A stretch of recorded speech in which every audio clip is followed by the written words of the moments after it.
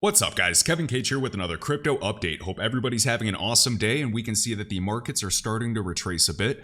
I had a super interesting morning. My truck almost got towed, so that was a good time. We have a bunch of information to get through today related to XRP, HBAR, ALGO, and Casper. Let's kick it off.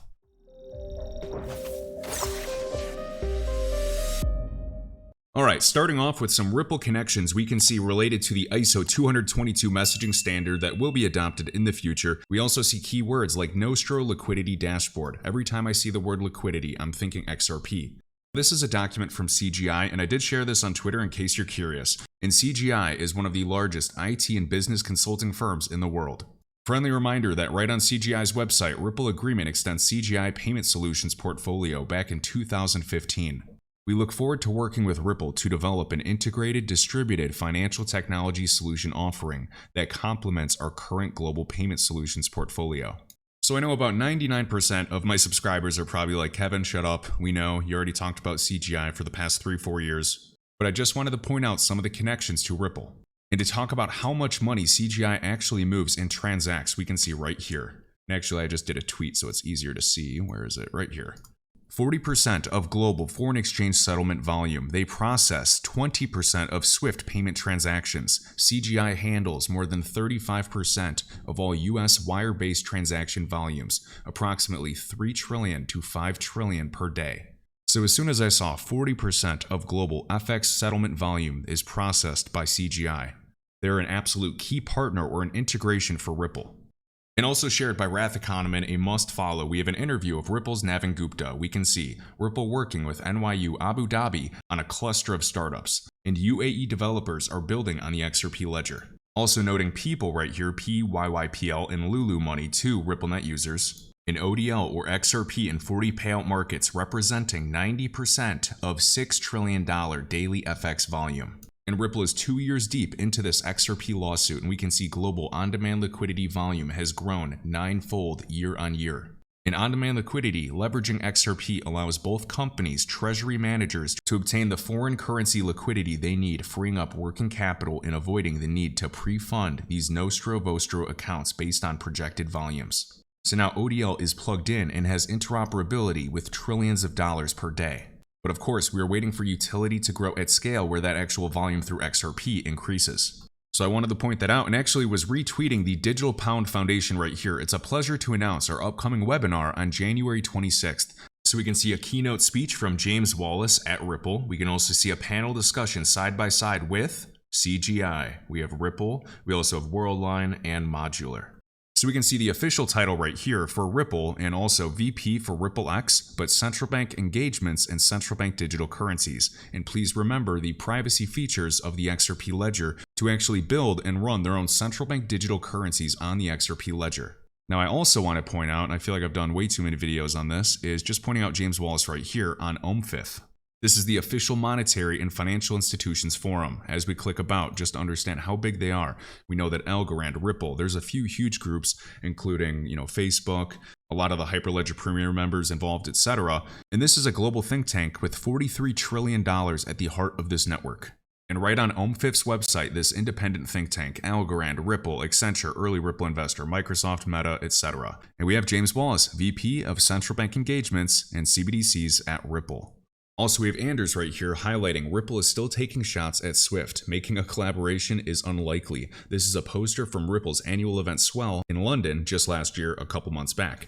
SWIFT isn't fast enough. Move value across borders in an instant with Ripple's crypto solutions for businesses. Also, have to highlight this by XRP Darren. So Ripple will partner with the government post-crypto regulations, like Google partnered with the NSA. That's why Rosie Rios, Michael Barr, Craig Phillips, even Anya Manuel, Susan Athey are all board members for the company Ripple. They see the writing on the wall, career politicians embedded into the government. And right on Ripple's website, as we scroll down, we can see the actual leadership along with the board of directors. Susan Athey, we have Craig Phillips, 35 years experience, formerly a senior director or a senior role at BlackRock, I believe. Yeah, senior roles at BlackRock, one of the biggest custodians. Morgan Stanley, we have Anya Manuel, we have Michael Warren, he has some huge ties to the former president. We have Rosie Rios, 43rd U.S. Treasurer. We have Sandy O'Connor, a huge bigwig back in the day at JP Morgan. And we also have this gent right here we can see, CEO of SBI Ripple Asia. Next up, by HBAR to the moon, Hedera is up to a great start this year already. Over 100,000 accounts have been created on the mainnet in the last 24 hours. Now this was a couple days ago, but it does seem interesting, so we can see the account creation is on the up. What's also interesting is LG and LG Electronics, a massive company, and they are on Hedera's governing council. And we can see a video with Blade Wallet, LG Art Lab, and LG Electronics. And remember that LG came out with news for the HBAR wallet and leveraging Hedera for NFTs with their televisions, a smart TV. That's right. But speaking of which, if you are also an NFT enthusiast, LG has got you covered with its own LG Art Lab platform, which has been revamped for a seamless experience. LG Art Lab newly supports Blade Wallet, powered by Hedera Network, which delivers simple and secure transactions. LG OLED TV can now be your digital canvas, where art is best displayed and enjoyed. Let's see what else LG has in store. So that's pretty cool. Also related to Hedera, the Hashgraph Association has announced 36 projects is qualified through the Hashgraph Innovation Program. So we have 36 projects which will receive funding and expert guidance to develop enterprise-grade solutions on Hedera across a broad range of Web3 verticals. Selected participants ranging from Europe, the Middle Eastern, Northern Africa region, Africa, Asia, and the Americas, to embody the global vision of the program, building solutions in financial technology, gaming, metaverse. They do have a big metaverse fund. NFTs, which could be anything, such as LG launching with their smart televisions, their tokenization service, or TOKO, their engine. We have green technology and more to accelerate the universal adoption of Hedera. The Hashgraph Association collaborates with some of the world's largest tech firms and system integrators, which will be officially announced in the coming weeks, including institutions such as the University of Zurich. Also highlighting tokenizer, the fact people in crypto try to undermine and downplay ISO TC307 is crazy. All these standards. This is literally an ISO standard for blockchain and DLT adopted by over 60 nations. It doesn't get any more pure than that. Couldn't agree more. Now to touch on Casper, we have wrecked Vojak right here. Over 2,000 companies can swap their assets from Hyperledger Fabric to Casper Network through an atomic swap made by Casper Labs and IBM. An IPW on Hyperledger's foundation side by side with Casper is first, and many will follow after successful 300,000 plus patent NFTs are minted. And I do believe, I thought they said in November their goal was to have 1 million by January. I'd be curious to get an update with that. Maybe I can tweet it. We also have Meta right here, the CTO of Casper, and I'm excited to see them presenting at Davos, the blockchain hub in Switzerland. And that's coming up next week already. And she's retweeting a tweet from Greg here, so let's dive into this.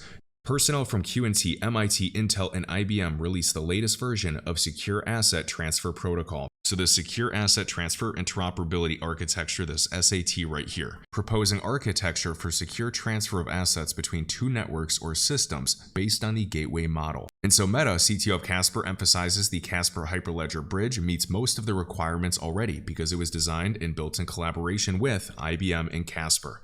It is pretty cool. You can just type in IBM Casper. IBM, I know that they have ties to, projects like Stellar, also of course Hedera, but it's great to see that they're actually specifically highlighting Casper Labs right here.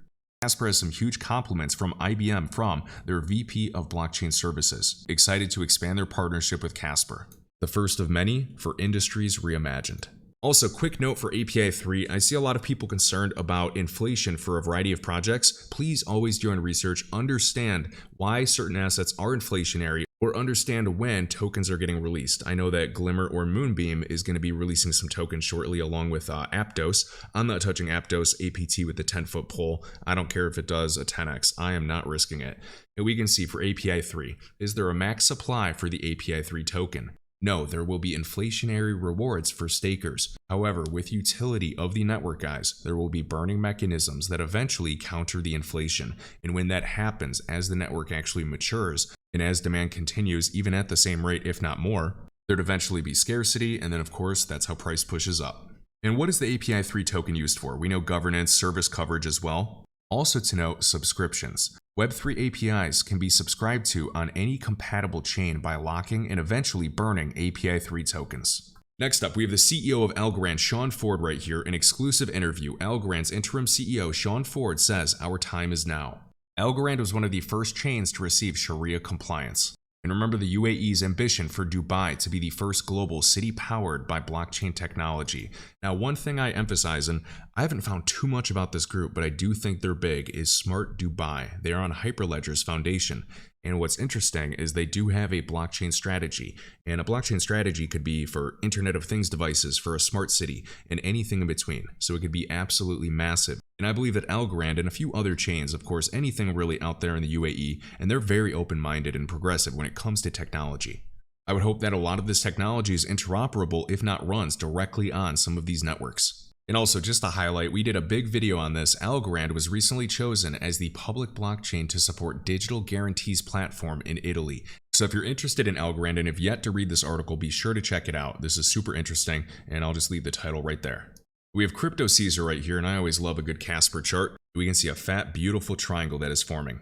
And he says, the only altcoin I currently hold is Casper. In my view, this new layer 1 will likely do well in the next bull run. I've been accumulating at these levels and staking at 10%, and then really that high level, anywhere from like 22 to 24 cents. When and if you see us break that level in the future, I would definitely take another look at Casper. And last but not least, guys, we have iTrustCapital linked in the top of the YouTube video description. You don't have to use my link, but if you do and you fund your account, you also get a $100 funding reward.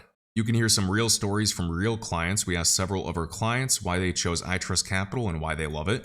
And of course, you guys already know there are no monthly fees. Click pricing and it is $0. The only time there is any type of fee or revenue for iTrustCapital is if you trade, and it's a 1% transaction fee. In this month, actually January 2023, I can't believe it because time is just flying by. It's actually marked 3 years that I've been using iTrustCapital.